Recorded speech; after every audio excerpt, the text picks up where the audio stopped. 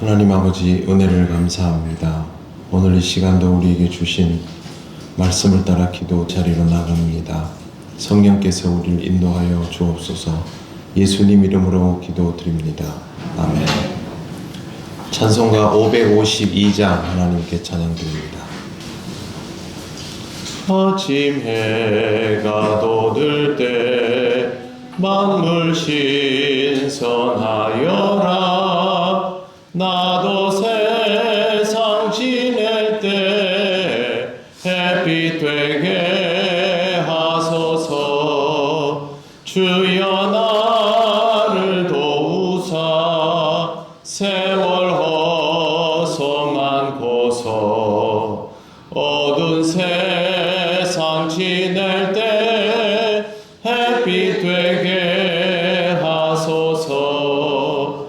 새로운 광음을 보람 있게 보내고 주의 일을 행할 때 햇빛 되게 하소서.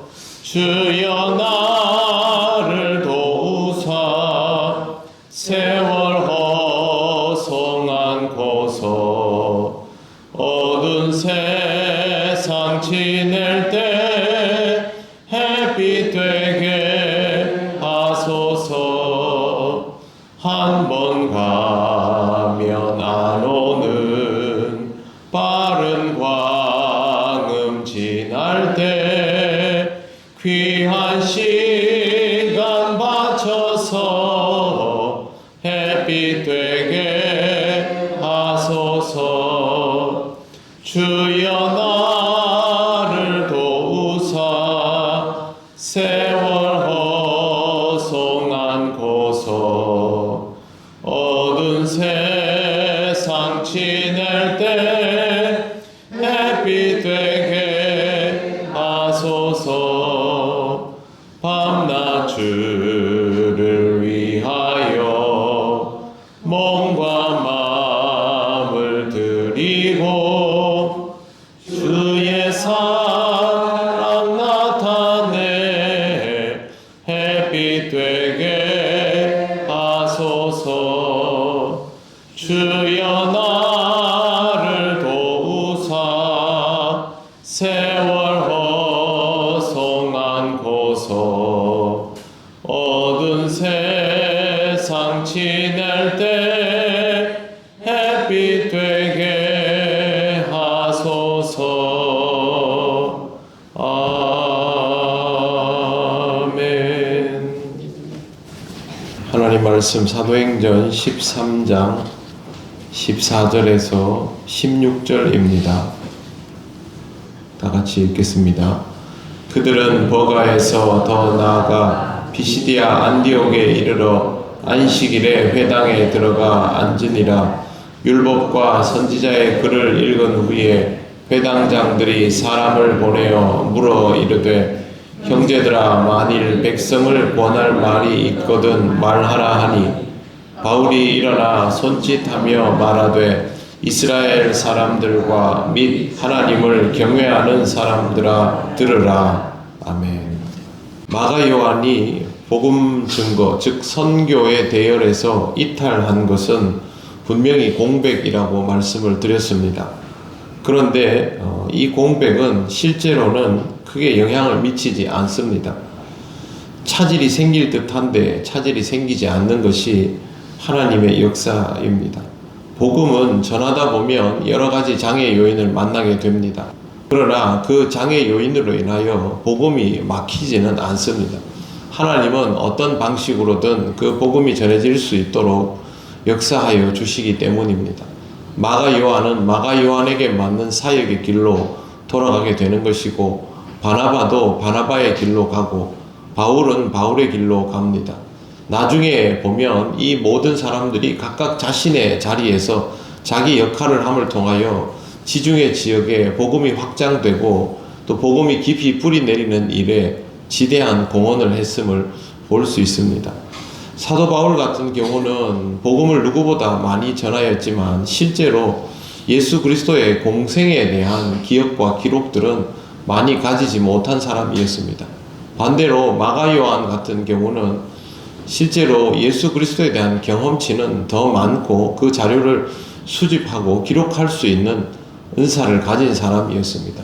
이렇게 사람들은 교회 공동체를 이루면서도 자신에게 주신 은사를 따라서 다양한 방식으로 주의 복음을 위하여 일하게 됩니다.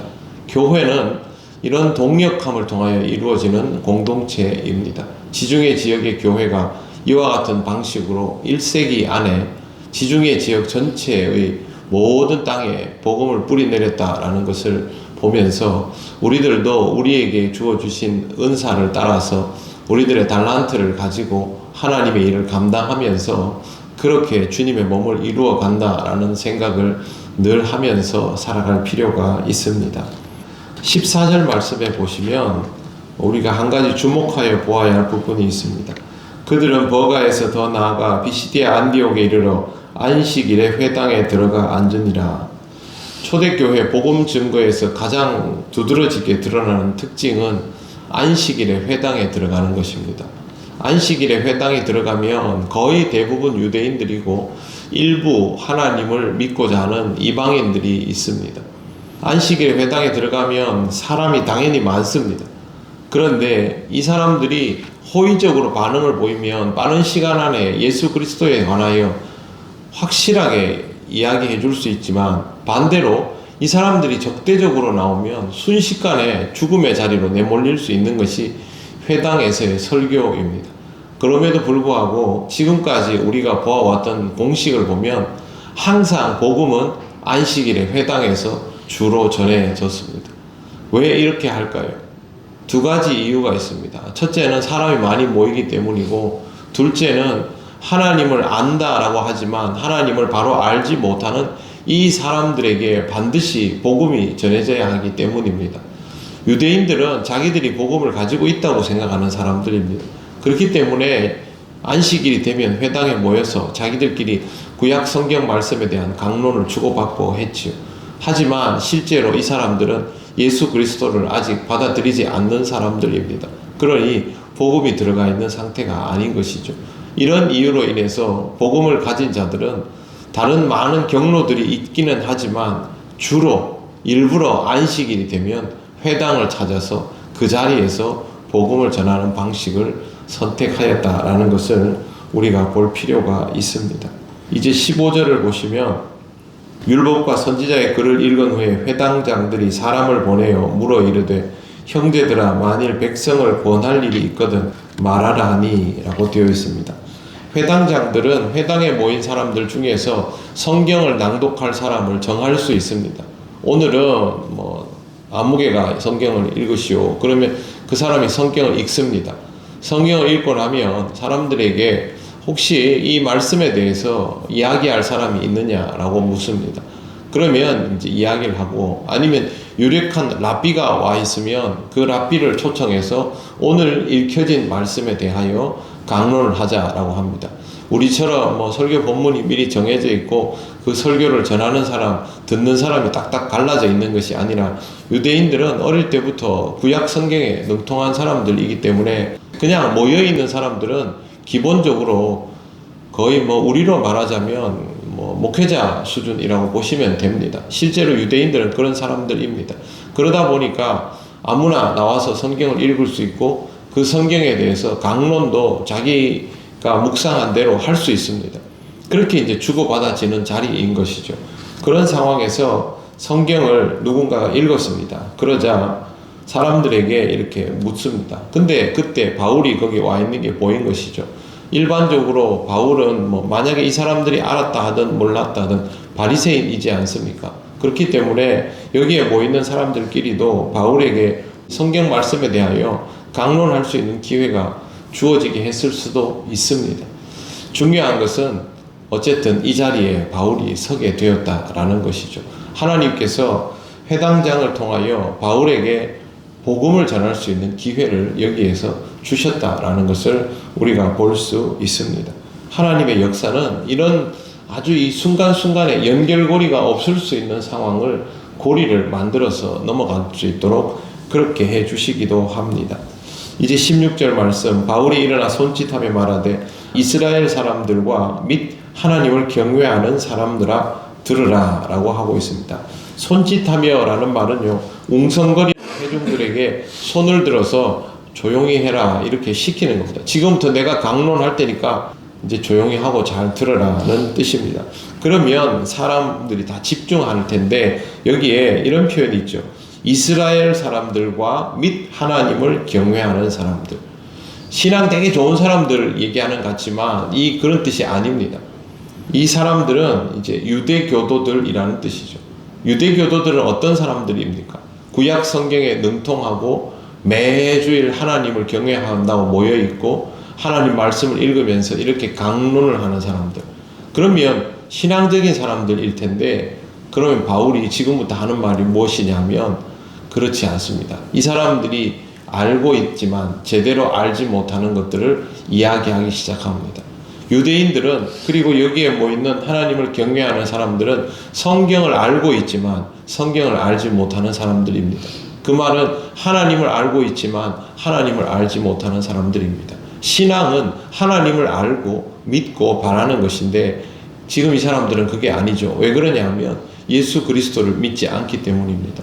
하나님을 바로 아는 방법은 예수 그리스도를 통하여서만 가능합니다. 유대인들은 그렇지 않다라고 말하고 바울은 그렇지 않다고 말하는 그들이 틀렸다는 것을 지금부터 이야기하려는 것입니다.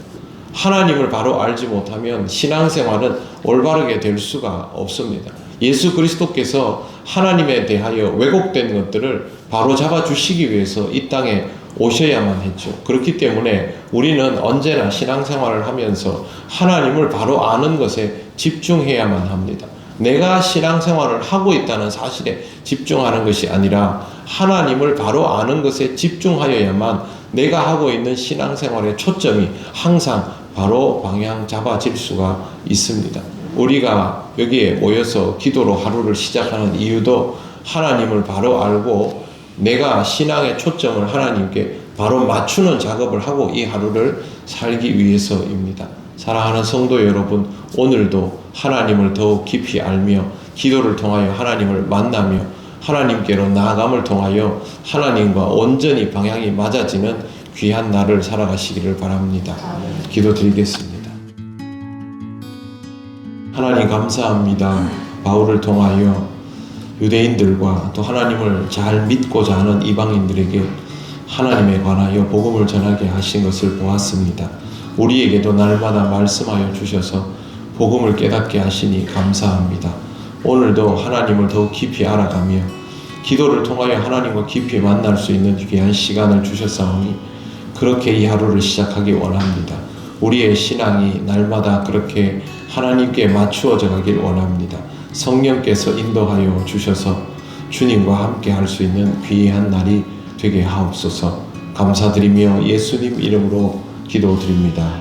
아멘. 하늘에 계신 우리 아버지, 아버지의 이름을 거룩하게 하시며 아버지의 나라가 오게 하시며 아버지의 뜻이 하늘에서와 같이 땅에서도 이루어지게 하소서. 오늘 우리에게 일용할 양식을 주시고 우리가 우리에게 잘못한 사람을 용서하여 준 것 같이 우리 죄를 용서하여 주시고 우리를 시험에 빠지지 않게 하시고 악에서 구하소서. 나라와 권능과 영광이 영원히 아버지의 것입니다. 아멘.